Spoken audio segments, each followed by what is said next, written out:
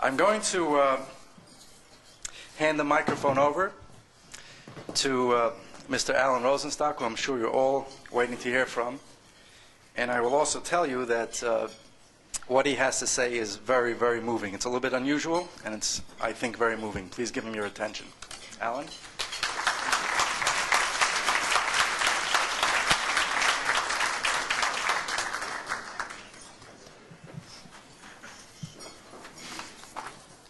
Thank you, Mr. Chairman. B'Shus Rabbanim, B'Shus Avimori. I'd like to begin by thanking my many friends for their warm wishes and numerous tefillos, and for adjusting the mic.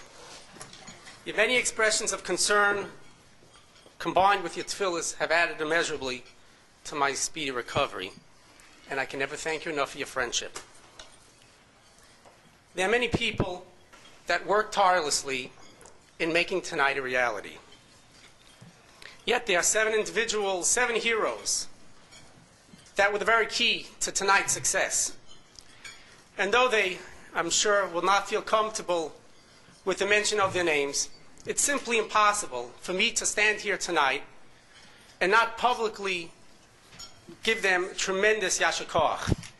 These heroes, when they heard that Tomche Shabbos was in need of emergency manpower, they came on down to the office, to the dinner office, and they never left. And these 7 heroes are Mr. Eli Katz,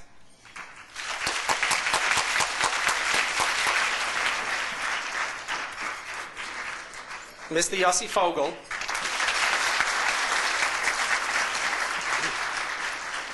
Mr. Warren Katzman, Mr. Shmuel Margaretin, Mr. Nassim Hirsch, Mr. Yossi Lichtenstein, and the ultimate hero, the single individual that shared the entire effort, the incredible Nachman Kempler.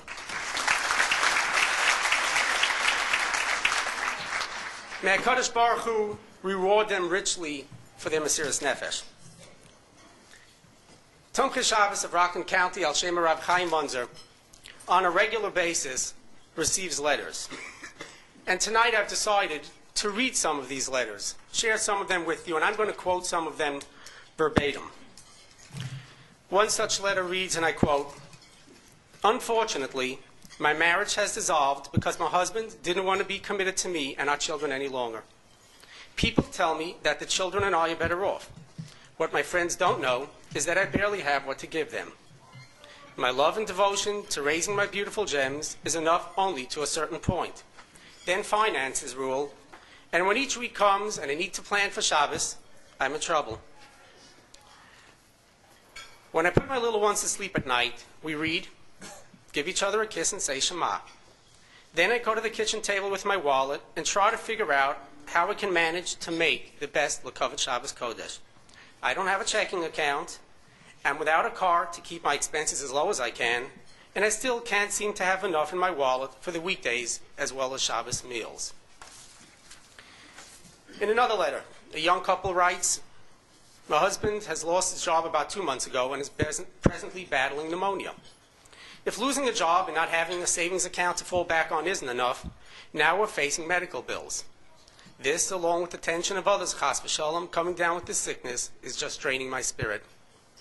A newborn was such a bracha just a few months ago, but does make my looking for even part-time work quite difficult. I trust that Hashem will help my husband get back on his feet and be successful in finding a new job, but right now, life is hard to deal with. My real reason for writing was to tell you the thrill of Shabbos, which returned to our home this past week, all because of a box that we found at our door Friday morning as the children left to school. Unfortunately, I must admit that we have had to do without much of the regular Shabbos foods. The chicken and fish that you sent were a treat. Your generosity to see that we enjoy 3 Shabbos Udos again was just overwhelming. Please pray that HaKadosh Baruch Hu help us out of this predicament very soon, for it is hard to bear such burdens." Here's a letter from a family with 5 children.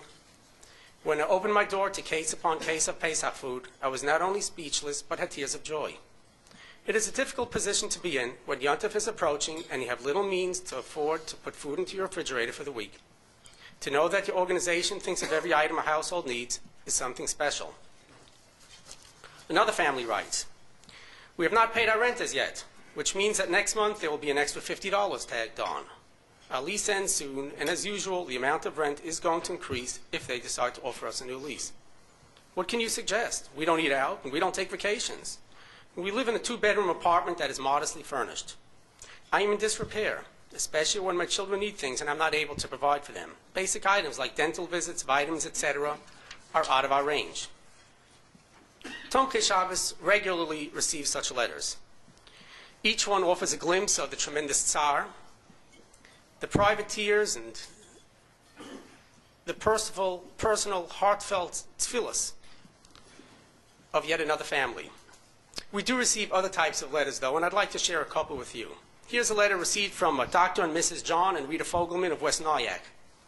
This year, in lieu of buying back the Afikomen at the Seder, we all agreed the ransom money should be given for tzedakah. I hereby enclose a check for your organization. This is one of my favorite letters. I hope you enjoy this as much as I did. This is a letter we got from a corporation in Dallas, Texas. It's B.B. Denton and corporation somewhere down there. It was addressed to the owner of Tomche Shabbos, and it reads, "Are you thinking about selling your business?